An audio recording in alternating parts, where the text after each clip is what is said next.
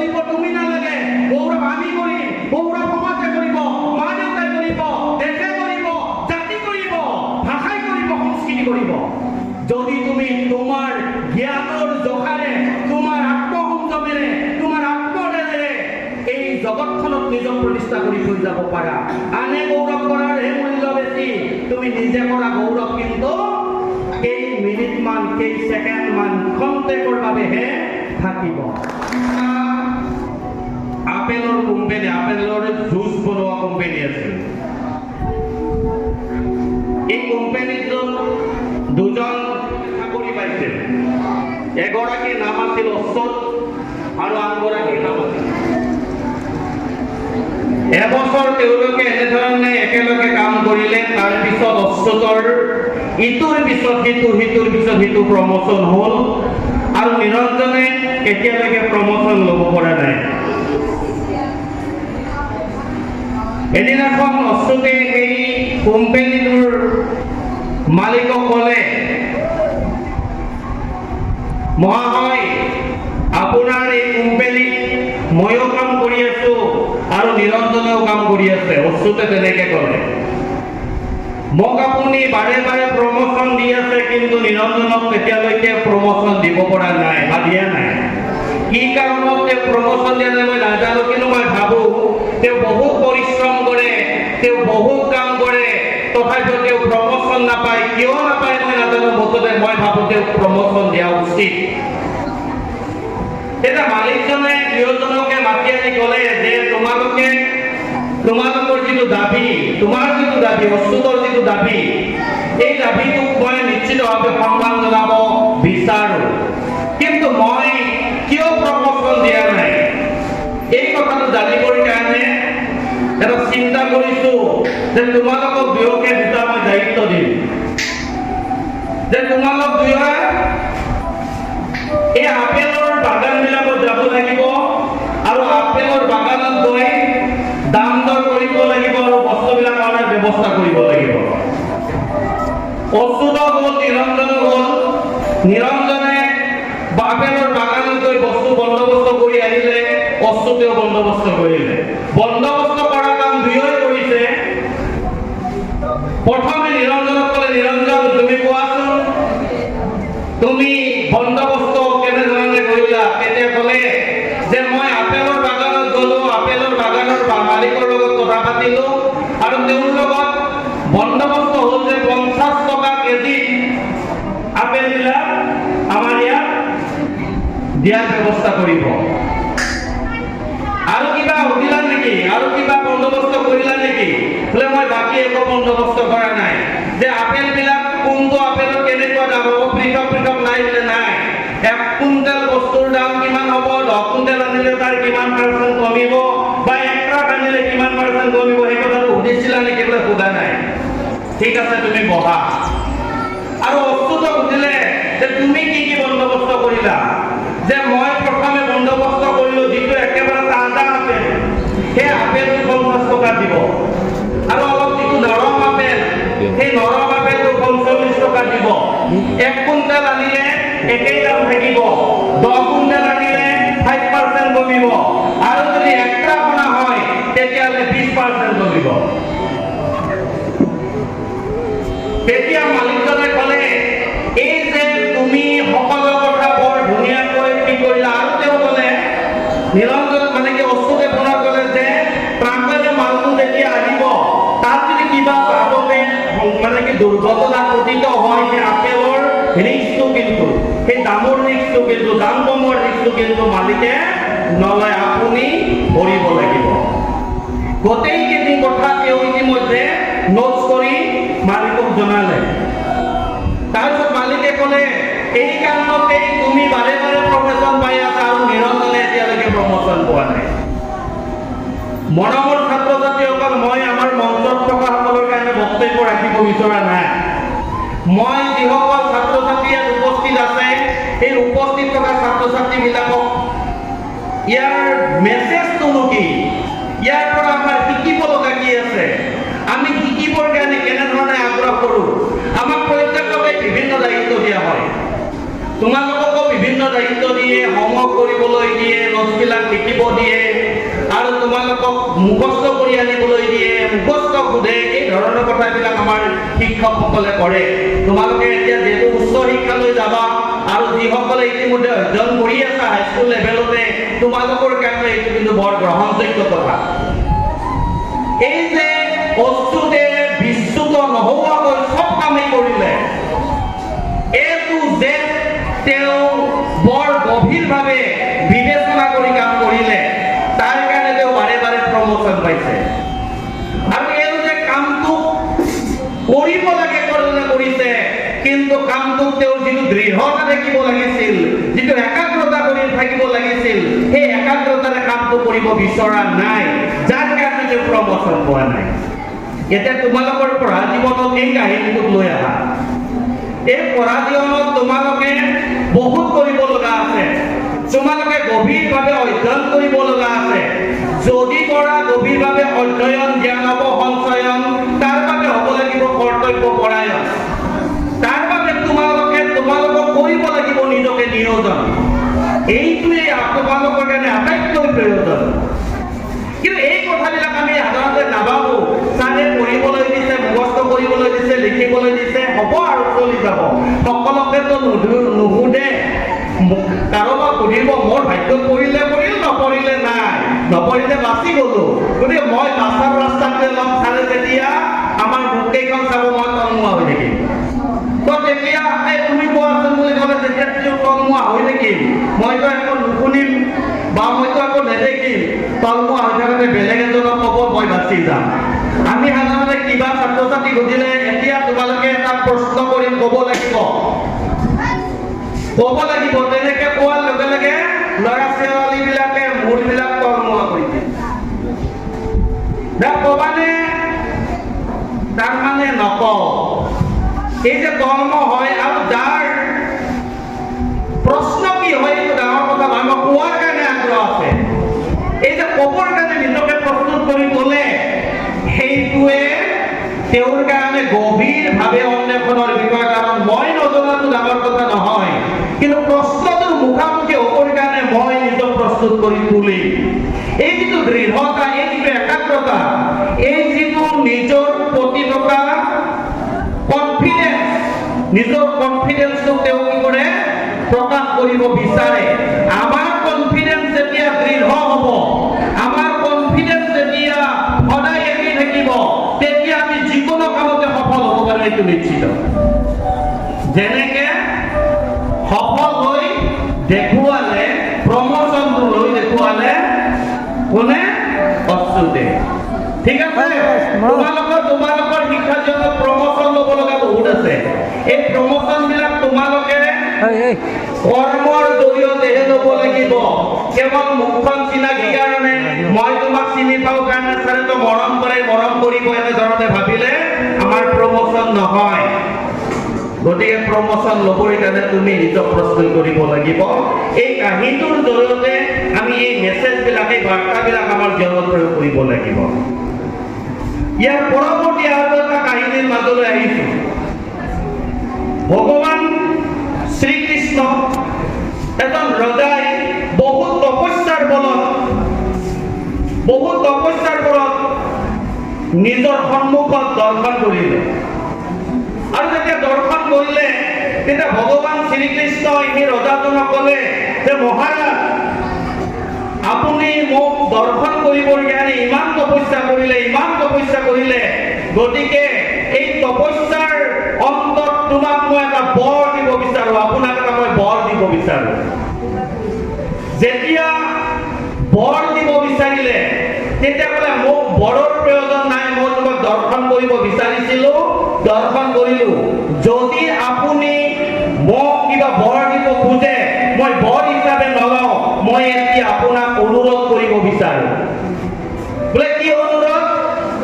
যে মই মোৰ প্ৰজাসকলক আৰু মোৰ পত্নীক আপোনাক দৰ্শন কৰাব বিচাৰো। যদি আপুনি দৰ্শন দিয়ে, তেতিয়াহ'লে মই নিশ্চিতভাৱে বহুত আনন্দিত হ'ম। কাৰণ মোৰ দৰ্শনৰ লগত মোৰ প্ৰজাসকলে দৰ্শন কৰাটো মই বিচাৰো, মোৰ পত্নী আপোনাক দৰ্শন কৰাটো বিচাৰো। ভগৱান শ্ৰীকৃষ্ণই ক'লে, ঠিক আছে বাৰু,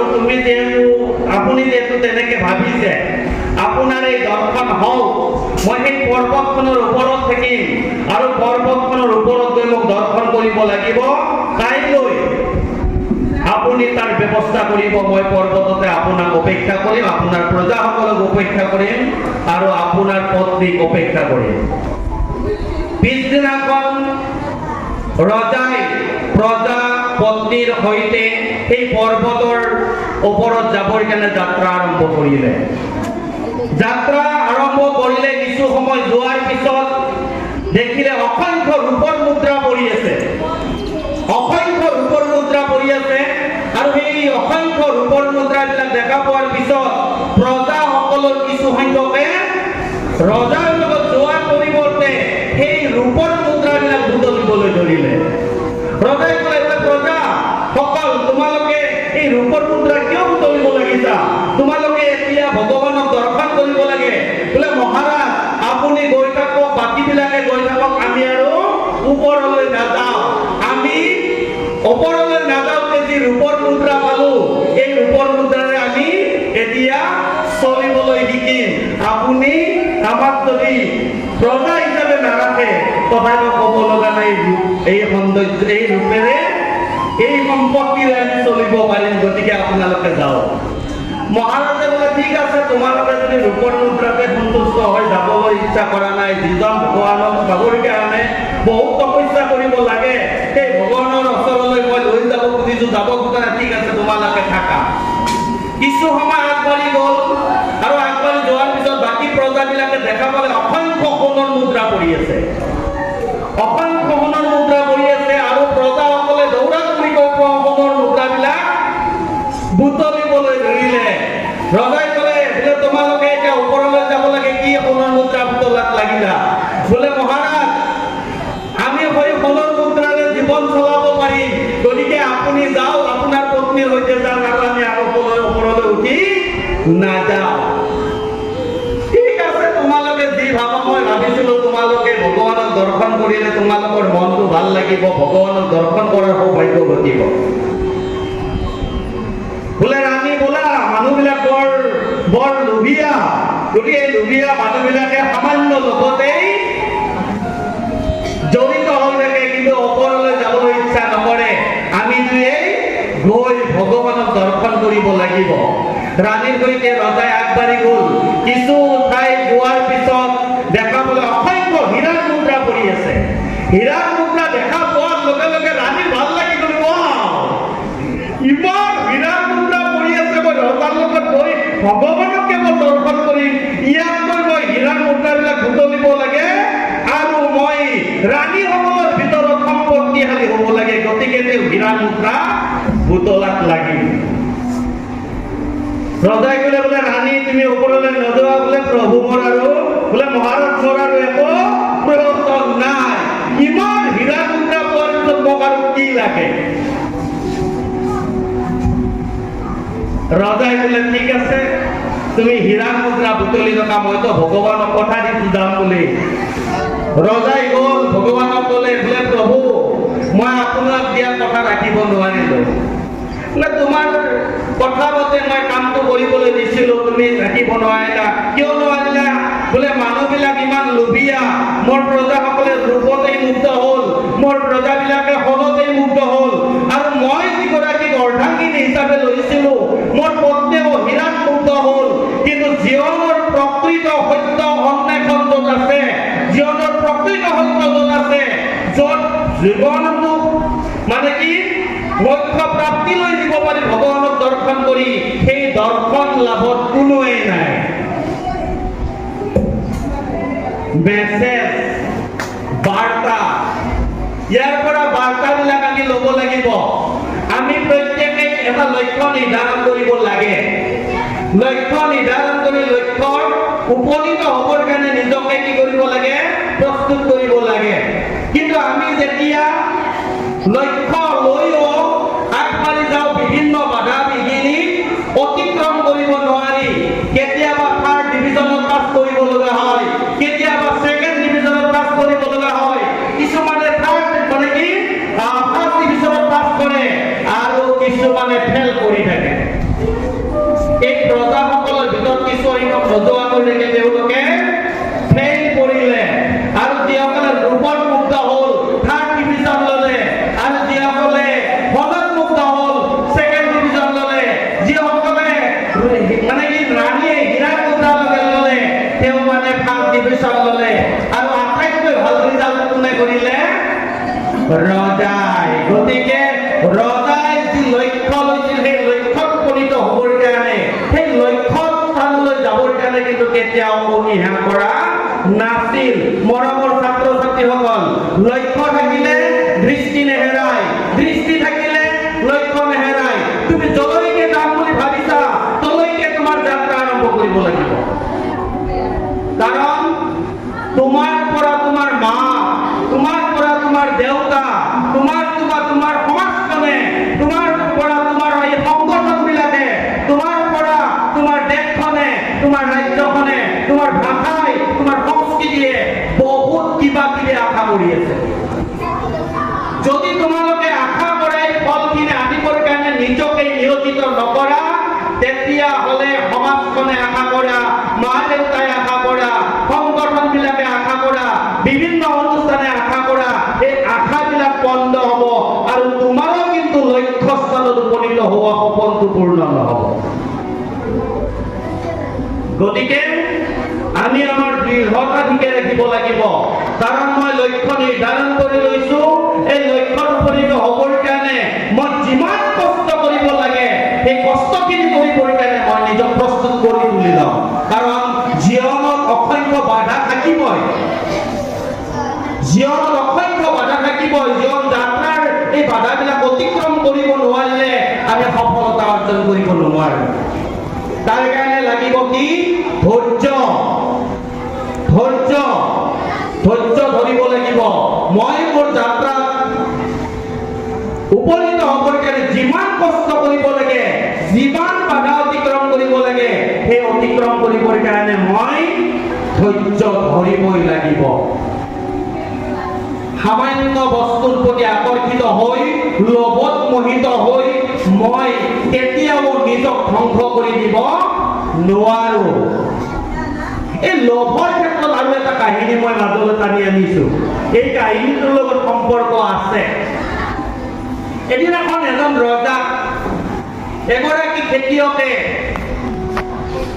ক'লে মহাৰাজ মই খেতি কৰিব বিচাৰো কিন্তু মোৰ মাটি নাই মাটি দিলে আপুনি অকণমান মোক দান কৰিব পাৰে তেতিয়াহ'লে মই খেতিত লাগিব পাৰো তেতিয়া ৰজাই ক'লে ঠিক আছে তুমি যদি খেতি কৰিব বিচাৰা ভাল কাম এটা লৈছা ভাল উদ্দেশ্য এটা লৈছা তুমি এই সময়ৰ পৰা যিমান জেগা খোজকাঢ়ি পুনৰ বেলি নুডুবাতে মোৰ এই ঠাইখিনি পোৱা সেইখিনি জেগা তোমাক আজিৰ পৰা মই গতাই দিম কৃষকজনে কোৱাৰ লগে লগে ভাবিলে মহাৰাজে যিহেতু কৈছে যিমান জেগা যাব পাৰো সিমান জেগা যাম আৰু মই এই সম্পত্তিৰ গৰাকী হ'ব পাৰিম মাটিৰ গৰাকী হ'ব পাৰিম প্ৰথম অৱস্থাত তেওঁ খোজকাঢ়ি কিছু যোৱাৰ পিছত যেতিয়া ৰজাই নেদেখা হ'ল তেওঁ এনেকে দৌৰিলে যে দৌৰি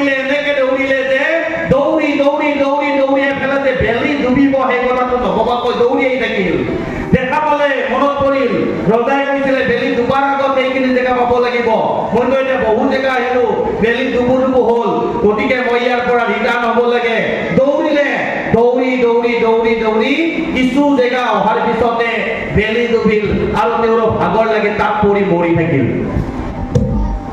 আমি বহু ক্ষেত্ৰতে লোভিয়া কাৰণেই আমি নিজক ধ্বংসৰ যাত্ৰাটো আৰম্ভ কৰি পেলাওঁ অসংখ্য লোভ আমাৰ নিজৰ উদ্দেশ্যটো সফল কৰাৰ পৰিৱৰ্তে লোভত পৰি উদ্দেশ্য বিসৰ্জন দিয়া চৰিত্ৰ আমাৰ আছে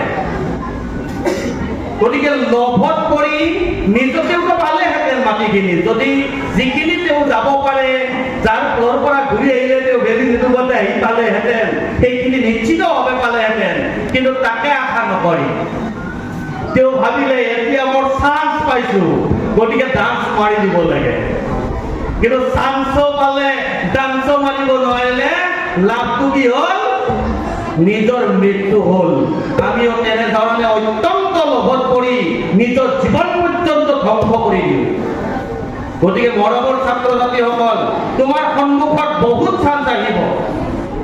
চান্সটোক চান্স হিচাপে লোৱা, কিন্তু তাৰ লগত কৰি তুমি চান্সটো নোহোৱা কৰি নিদিবা। তোমালোকৰ সন্মুখত চান্স বহুত আছে। কি চান্স আছে? এতিয়া তোমালোকে অধ্যয়ন কৰাৰ ভাল এটা সুবিধা পাইছা।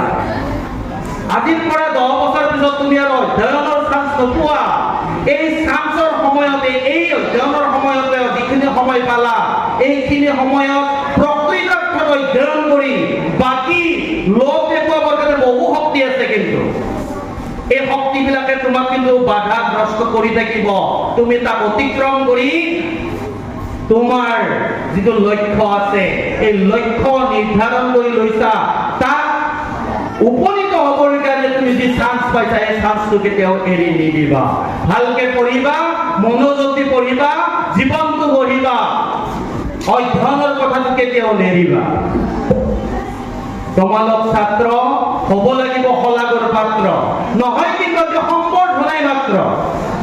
তোমালোকে যদি ভাবা আজি সম্বৰ্ধনা পাই গলো, তাৰপিছত আৰু মোৰ পাব লগা একো নাই, তেতিয়াহ'লে তোমালোকে ভুল ভাবিছা। আমি দেখা পাওঁ বহু ল'ৰা ছোৱালীক এনে সম্বৰ্ধনা জনাও। বৰপৰী শাখা ছাত্ৰ সন্থাই বহু ল'ৰা ছোৱালীক সম্বৰ্ধনা জনালে, কিন্তু সমাজ নিয়মৰ লগত তেওঁলোকৰ সম্পৰ্ক কিমান থাকে বৰ গুৰুত্ব দিব লগা কথা। কিন্তু মই তোমালোকক সমালোচনা কৰিব খোজা নাই। যিখন সমাজে তোমাক উৎসাহ যোগাইছে, যিখন সমাজে তোমাক প্ৰেৰণা যোগাইছে, যিখন সমাজৰ কাৰণে তুমি আজি তোমাৰ কণ্টকময় বাট অতিক্ৰম কৰিব পাৰিছা, সেইখন সমাজক পাহৰি গ'লে তোমাৰ কেতিয়াও সফল হ'ব পাৰিবা। তুমি নিজকেই সম্পত্তিশালী কৰিব পাৰিবা, কিন্তু প্ৰকৃতাৰ্থত মানুহৰ মনত থকা সম্পত্তিৰ গৰাকী কিন্তু কেতিয়াও হ'ব নোৱাৰিবা। মই আজি এই ভাষণত তোমালোকক এই কথাখিনি ক'লো, তোমালোকে এই চান্সটো কেতিয়াও এৰি নিদিবা। আৰু আজি যে সম্বৰ্ধনা লৈছা, এই সম্বৰ্ধনাৰ সন্মানটো তোমালোকে যাতে নিজে পাবৰ সক্ষম হোৱা, পুনৰ পাবলৈ সক্ষম হোৱা, আৰু আনকো যাতে সেই সন্মানটো দিব পাৰা। আৰু যিটো অনুষ্ঠানে মহান কাৰ্যত জড়িত হৈ আছে, সেই অনুষ্ঠানবিলাকৰ আশা আকাংক্ষাটো যাতে ব্যাঘাত নজন্মোৱা। সুফল পালে তোমালোকে ভোগ কৰিবা, তাৰ কাৰণে অনুষ্ঠানটো এবাৰ পৰা একো নিবিচাৰে। কিন্তু তুমি যেতিয়া ভাল হৈ সফল হ'ব পাৰিবা, ভাল হৈ জীৱনটো প্ৰতিষ্ঠা কৰিব পাৰিবা, অনুষ্ঠানে, সংগঠনে, পৰিয়ালে, সমাজ ৰাইজে তোমাৰ পৰা সেইখিনি আশা কৰে। তুমি কিন্তু একো দিব লগা নাই, কেৱল তুমি সমাজখনৰ লগত নিজকে চামিল কৰি ৰাখা। মৰমৰ ছাত্ৰ ছাত্ৰীসকল, মই তোমালোকক দুটা কাহিনী ক'লো, আৰু এইবাৰ পুনৰ এটা কাহিনীৰ মাজলৈ আহিছোঁ। সময়টো হ'লে মোক সভাপতিয়ে নিশ্চিতভাৱে ইংগিত দিব, সময় হ'লে ইংগিতটো দি দিলে হ'ল, মই শেষ কৰি দিম। আৰু এটা কাহিনীৰ মাজলৈ আহিছোঁ। উৰিষ্যাৰ ময়ূৰগঞ্জ জিলাৰ বৈদপাতি গাঁৱত জন্মগ্ৰহণ কৰা এগৰাকী লৌহ মানৱী, যাক আমি বৰ্তমান সময়ত জানো ভাৰতবৰ্ষৰ ৰাষ্ট্ৰপতি বুলি। ভাৰতবৰ্ষৰ ৰাষ্ট্ৰপতি দ্ৰৌপদী মুৰ্মুৰ কথা তোমালোকে শুনিছা। দ্ৰৌপদী মুৰ্মুৱে একেদিনাই দ্ৰৌপদী মুৰ্মুৰ ৰাষ্ট্ৰপতিৰ আসনখন দখল কৰা নাই, পৰ্যায়ক্ৰমে হৈছে। তোমালোকে নাভাবিবা যে দ্ৰৌপদী মুৰ্মুৱে এখন নগৰত জন্মগ্ৰহণ কৰি একেকোবে কৰি পেলাই ৰাষ্ট্ৰপতি হৈছে, কেতিয়াও নাভাবিবা। দ্ৰৌপদী মুৰ্মুৱে ৰাষ্ট্ৰপতিৰ আসনখন দখল কৰাৰ আগত কিমান সংঘাতৰ মুখামুখি হ'ব লগা হৈছিল, তাৰ সাধাৰণ মই এটা বিৱৰণ তোমালোকক দিব বিচাৰিছোঁ। তেওঁ জন্মগ্ৰহণ কৰিলে এটা দৰিদ্ৰ পৰিয়ালত, দুখীয়া পৰিয়ালত, এটা আদিবাসী জনগোষ্ঠীৰ পৰিয়ালত তেওঁৰ জন্ম হ'ল। আৰু জন্ম হোৱাৰ পিছত তেওঁৰ গাঁৱৰ বিদ্যালয়খনতে অধ্যয়ন কৰিলে। সেই গাঁৱৰ বিদ্যালয়ত অধ্যয়ন কৰাৰ পিছতে সেই সময়ৰ তেওঁলোকৰ অঞ্চললৈ আহিছিল, তেওঁৰ পঢ়াৰ যিটো সুবিধা নাছিল, সুবিধা নথকাৰ কাৰণে তেওঁ ৰিকুৱেষ্ট কৰিলে যে মোক পঢ়াৰ সুবিধা কৰি দিব লাগে, আৰু সেইমতে তেওঁ অধ্যয়ন কৰি উচ্চতৰ মাধ্যমিক পাছ কৰিলে, স্নাতক পাছ কৰিলে, তেতিয়ালৈকে ঠিকে আছিল। ছোৱালী হ'লে বিয়া দিব লাগে, ছোৱালী হ'লে বিয়া হ'বই লাগিব, বা পৰিয়ালেও বিয়া দিব বিচাৰিব। এটা সময়ত এজন বেংকাৰৰ লগত বিয়া দিয়া হ'ল, সন্তান দুটি জন্ম হ'ল। প্ৰথম সন্তানটি বিচনাতে মৰি থাকিল, দ্বিতীয় সন্তানটি দুৰ্ঘটনাত পতিত হৈ মৃত্যুবৰণ কৰিলে। স্বামীয়ে দুৰাৰোগ্য বেমাৰত পৰি মৃত্যুবৰণ কৰিলে, আৰু সেই সময়তে তেওঁৰ ভাতৃ এগৰাকীও ঢুকাল। অকলশৰীয়া জীৱন এটা কেৱল এগৰাকী জীয়েকক লৈ তেওঁ জীৱনৰ সংগ্ৰামটো আৰম্ভ কৰিলে। আগৰ সংগ্ৰামবিলাকৰ কথা মই আৰু নকওঁ। এই যে জীৱনৰ জটিল ক্ষণ আহিল, কঠিন সময় আহিল, কঠিন মুহূৰ্ত আহিল, এটা পৰিয়ালত যেতিয়া সকলোৱে লগ লাগি তেওঁৰ জীৱন যাত্ৰাটো আৰম্ভ কৰিছিল, সকলোবিলাক ইতিমধ্যে তেওঁৰ ওচৰৰ পৰাই গ'ল। জীয়েকগৰাকী থাকিল আৰু তেওঁ বাচি থাকিল। এতিয়া তেওঁ কি কৰিব? নিঃসংগতাই তেওঁ বাৰে বাৰে বাৰে বাৰে জীৱন যাত্ৰা স্থবিৰ কৰিব ধৰিলে, আৰু সেই সময়তে এগৰাকী ল'ৰাৰ লগত তেওঁৰ ছোৱালীজনীক বিয়া দিলে, আৰু নিজে এটা সৰু চাকৰিত, জলসিঞ্চন বিভাগৰ চাকৰিত সোমাল। নাই, তেওঁৰ মনটো ভাল নহয়। ভাল হ'ব কেনেকৈ? এতিয়া ছোৱালীজনীকো বিয়া দিয়াৰ পিছত তেওঁতো আৰু অকলশৰীয়া হ'ল। তেওঁ নিজকে আধ্যাত্মিক ক্ষেত্ৰখনলৈ লৈ গ'ল, আৰু আধ্যাত্মিক শিক্ষা ল'বৰ কাৰণে তেওঁ যোগাসন প্ৰাণায়াম আদি কৰিব ধৰিলে, আৰু এটা সময়ত আধ্যাত্মিক জ্ঞানৰ জৰিয়তে তেওঁ নিজৰ মনৰ বল উদ্ধাৰ কৰিলে, আৰু মনৰ বল যিমানেই উদ্ধাৰ কৰিলে সিমানে সাহস বাঢ়িল। এখন পঞ্চায়ত নিৰ্বাচনত জয়ী হ'ল, তাৰপিছত বিধায়ক হ'ল, মন্ত্ৰী হ'ল, উৰিষ্যাৰ শ্ৰেষ্ঠ মন্ত্ৰী হিচাপে আসন অলংকৃত কৰিলে, ৰাজ্যপালৰ মৰ্যাদা লাভ কৰিলে, আৰু পৰৱৰ্তী সময়ত ভাৰতবৰ্ষৰ দৰে এখন দেশৰ ৰাষ্ট্ৰপতিৰ আসনখন অলংকৃত কৰিব পাৰিলে। মই কথাখিনি কোৱাৰ যুক্তিটো আছে, আমি গাঁৱত জন্ম গ্ৰহণ কৰিলে একেবাৰে বেকৱাৰ্ড প্লেচত জন্ম গ্ৰহণ কৰা বুলি নিজকে একেবাৰে স্থবিৰ কৰি পেলাও, অজুহাত দেখুৱাও, আমাৰ ইয়াত তেনেধৰণৰ পৰিৱেশেই নাই। গাঁৱত জন্ম গ্ৰহণ কৰিলেও যে আমি সফল মানুহ হ'ব পাৰোঁ, তাৰ এই উদাহৰণ দ্ৰৌপদী মুৰ্মু। এটা জনজাতি, যিটো জনজাতিক সাধাৰণতে এটা একেবাৰে নিম্ন স্তৰৰ জনজাতি বুলি মানুহে ভাবে, আদিবাসী জনগোষ্ঠী। তুমি কোন জনগোষ্ঠীত জন্মগ্ৰহণ কৰিছা সেইটো ডাঙৰ কথা নহয়, সেই জনগোষ্ঠীক প্ৰতিনিধিত্ব কৰি তুমি কোন দিশলৈ গতি কৰিব পাৰিছা, কোনটো লক্ষ্যত উপনীত হ'ব পাৰিছা, সেইটো ডাঙৰ কথা।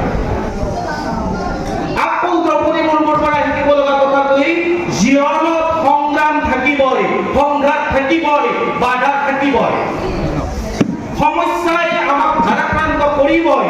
সেই সমস্যাবিলাকক সমাধান কৰি, সেই সমস্যাবিলাকক অতিক্ৰম কৰি নিজৰ মনটোক যেতিয়া দৃঢ় কৰিব পাৰোঁ, আমি সফল হৈ দেখুৱাব পাৰোঁ। মই মৰমৰ ছাত্ৰ ছাত্ৰীসকলক কৈছোঁ, তোমালোকৰ দৃঢ় মনা হৈ জীৱনৰ যাত্ৰা গতিশীল কৰিব লাগিব। গতিশীল জীৱন যাত্ৰাৰ কাৰণে তোমাক কিন্তু অপেক্ষা কৰি আছে। সেই অপেক্ষাৰ সৎব্যৱহাৰ নকৰাকৈ নাথাকিবা।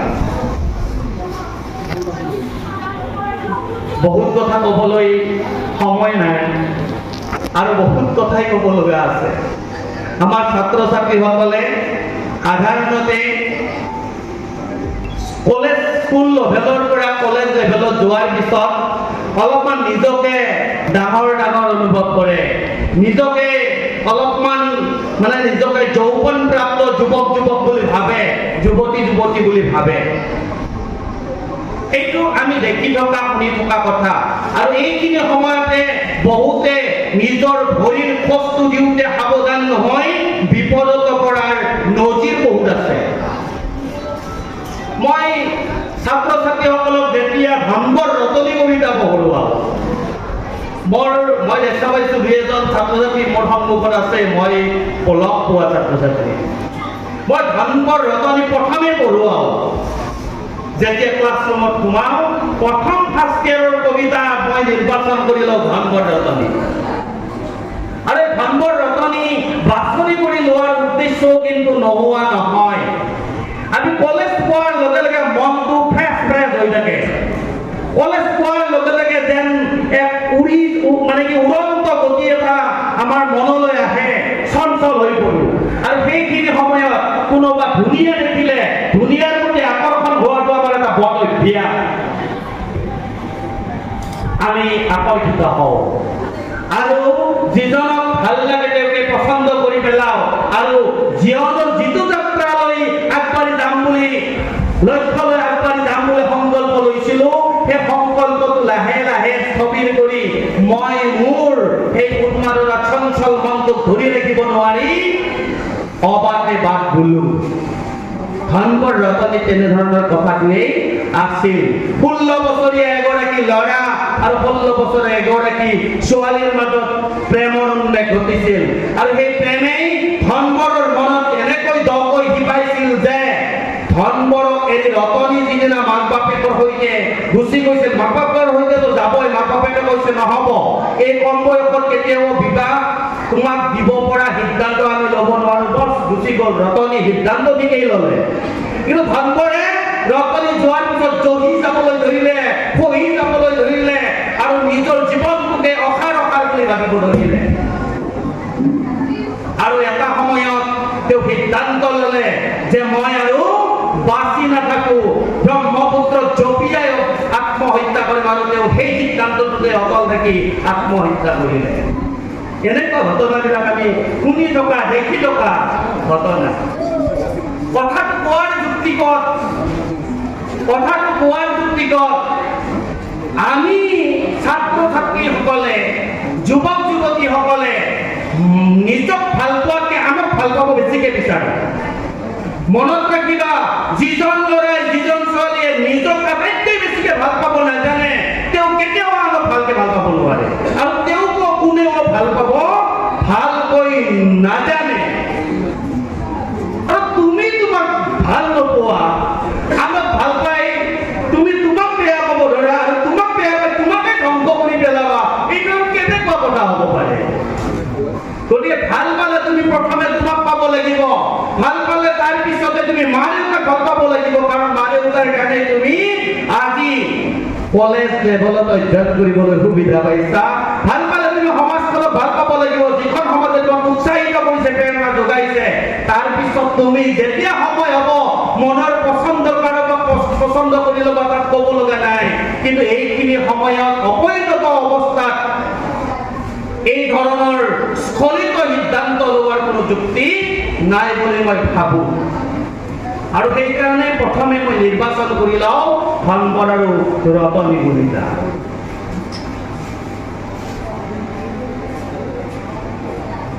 আমি নিজৰ ৰূপটোক লৈ অথবা নিজৰ বলক লৈ অথবা আমাৰ যিকোনো নিজক লৈ কিছুমান কথাত আমি গৌৰৱ অনুভৱ কৰোঁ আৰু এটা গৌৰৱ প্ৰবন্ধ আছে ফাৰ্ষ্ট ইয়াৰৰ কথাটোৱে অলপ ওলাব আৰু কলেজ লেভেলৰ কথা ওলাব হাই ছেকেণ্ডাৰী পাছ কৰাসকলে কলেজ লেভেল পাব আৰু মেট্ৰিকৰ বিলাকে গৈ পেলাই কলেজ লেভেল পাব মানে কি হাই ছেকেণ্ডাৰী লেভেল পাব গৌৰৱ প্ৰবন্ধটো বৰ গুৰুত্বপূৰ্ণ কথা কেইটামান কোৱা আছে তোমালোকে অলপমান গুৰুত্ব দি পঢ়িবা মই কৈ দিলোঁ কালিৰাম মেধি ডাঙৰীয়াৰ গৌৰৱ প্ৰবন্ধটোত আছে আমি গৌৰৱ তিনিটা পৰ্যায়ত কৰোঁ সৌভাগ্য শৰীৰ আৰু মন মই বাকী দুটাৰ কথা ক্ষণস্থায়ী বুলি ভাবোঁ আৰু কালিৰাম মেধি ডাঙৰীয়াই এটা সিদ্ধান্ত দিছে যে শৰীৰ আৰু সৌভাগ্যক লৈ গৌৰৱ কৰাৰ কোনো ফল নাই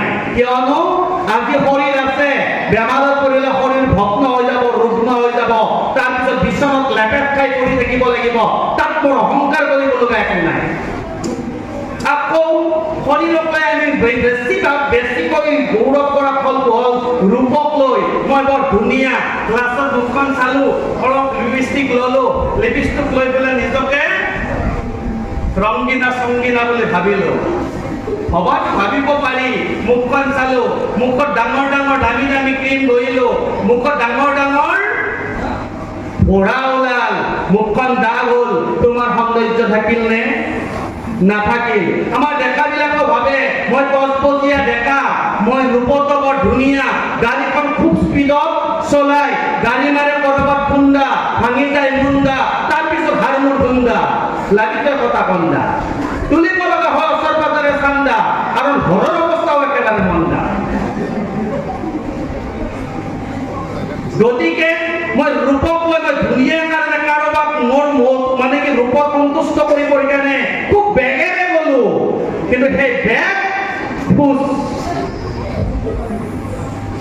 সেই গতি আৰু তোমাৰ কিন্তু নাথাকে।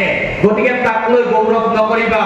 গৌৰৱ কৰিব তুমি নালাগে, গৌৰৱ আমি কৰিম, গৌৰৱ সমাজে কৰিব, মা দেউতাই কৰিব, দেশে কৰিব, জাতি কৰিব, ভাষাই কৰিব, সংস্কৃতি কৰিব।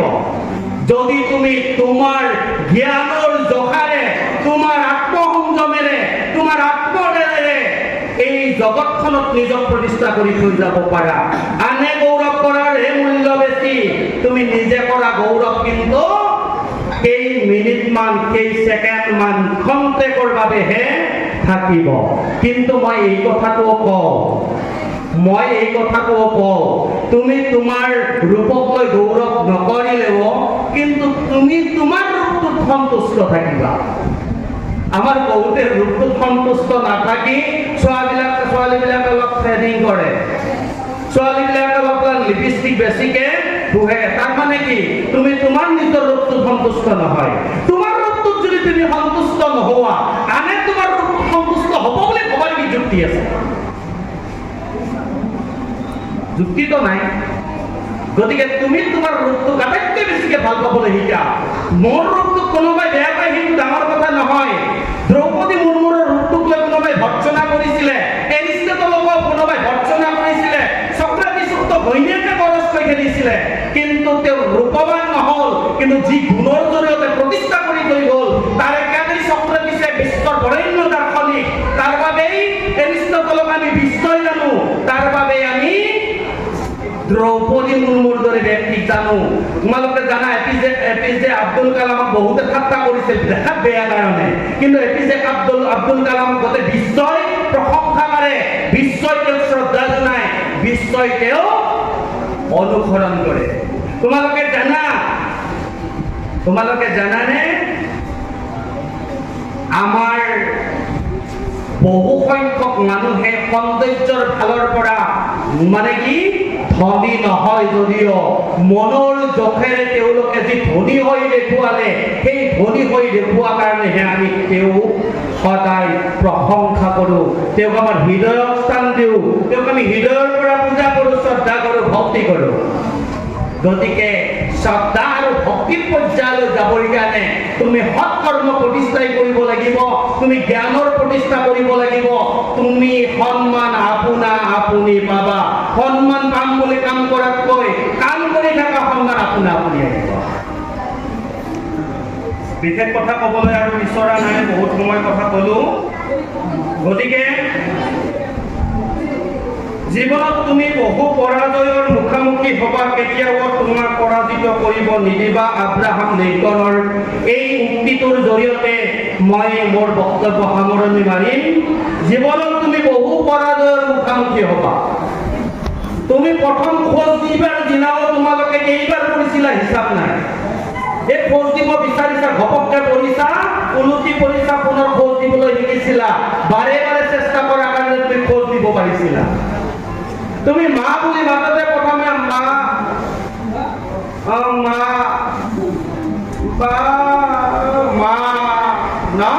মা বুলি মাতিবলৈ শিকিছিলা, তাৰ মানে তাতো তুমি উজুতি খাইছা। তুমি তোমাৰ সম্পৰ্ক বিলাকত এনেধৰণে সম্পৰ্ক কৰোঁতে উজুতি খাইছা। তুমি যদি খোজকাঢ়িব কৰি পেলাই তুমি শিকিছা, তুমি চাইকেলখন মাৰিবৰ সময়ত চাইকেল একেদিনে শিকা নাই, কেইবাৰ খুন্দা খাইছা, কেইবাৰ কৰিছা, তাৰ হিচাপ নাই, নকমতি যায়। তথাপি পৰিয়েই চাইকেলখন শিকিছা। গতিকে এনেধৰণৰ পৰাজয় বাৰে বাৰে হবা। তুমি এই পৰাজয়ৰ মুখামুখি বাৰে বাৰে হবা, কিন্তু তুমি নিজক মনৰ পৰা পৰাজয় হবলৈ নিদিবা, কাৰণ মনৰ পৰা পৰাজিত হলে তোমাক কিন্তু কোনো শক্তি নোৱাৰিব। ৰবাৰ্ট ব্ৰুচ কেইবাবাৰো যুদ্ধত পৰাজয় বৰণ কৰি ঘৰত অন্ধকাৰ কোঠৰীত বহি আছিল। দেখিলে এটা মকৰাই বাৰে বাৰে জালখন তৈয়াৰ কৰিব চেষ্টা কৰিছে, বিফল হৈছে, চেষ্টা কৰিছে, বিফল হৈছে, চেষ্টা কৰিছে, বিফল হৈছে। আৰু দেখিলে কিছু মুহূৰ্তৰ পিছত এডাল সূতা নি পেলাই আনডালত যেতিয়া তাক লগাই দিব পাৰিছে আনটো মূৰত, ঘন ঘনকৈ তেওঁ বাতি কাঢ়ি কাঢ়ি কাঢ়ি জালখন তৈয়াৰ কৰিলে। তেতিয়া ৰবাৰ্ট ব্ৰুচে ভাবিলে মই অস্ত্ৰ ত্যাগ কৰিছো, নহ'ব, অস্ত্ৰ ত্যাগ নকৰো, পুনৰ যুদ্ধ কৰিম। আৰু যুদ্ধ কৰি মকৰাতকৈ যদি যুদ্ধ কৰি জয় হ'ব পাৰে, মই নোৱাৰাৰ কিবা কাৰণ থাকিব, এনেকুৱা কথা নহয়। গতিকে পুনৰ অস্ত্ৰ হাতত ল'লে, পিছৰবাৰ যুদ্ধ মানসিক বলেৰে কৰিলে আৰু জয়ী হ'ল। তুমি মই সকলোৱে তেনেধৰণে মানসিক দৃঢ়তাৰে, মানসিক বলেৰে, মনোবলৰ জৰিয়তে যুদ্ধত জয়ী হ'ব লাগিব। তাৰে আহ্বান জনাই আজিলৈ মোৰ বক্তব্য ইমানতে সামৰণি মাৰিছো। শেষত সকলোৰে দীৰ্ঘায়ু, সকলোৰে সুস্বাস্থ্য, সকলোৰে সফলতা কামনাৰে মোৰ ভাষণ সমাপ্ত ঘোষণা কৰিছো। ধন্যবাদ। জয় অসম।